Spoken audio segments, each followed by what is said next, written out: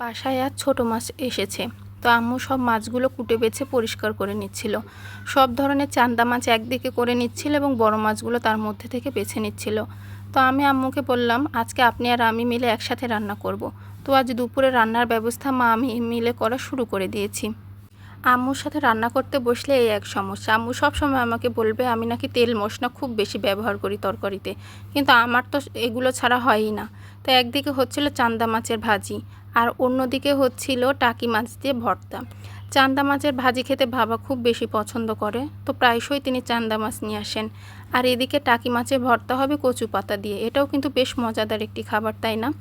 তো আম্মু এগুলো রান্নার ব্যবস্থা করছিল।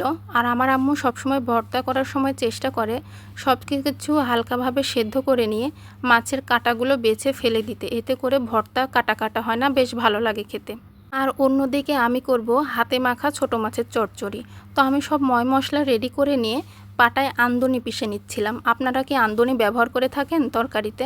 আমি কিন্তু প্রায় সময় ছোট মাছে কচু ঘাটি বা আলু ঘাটিতে আমদনি ব্যবহার করে থাকি।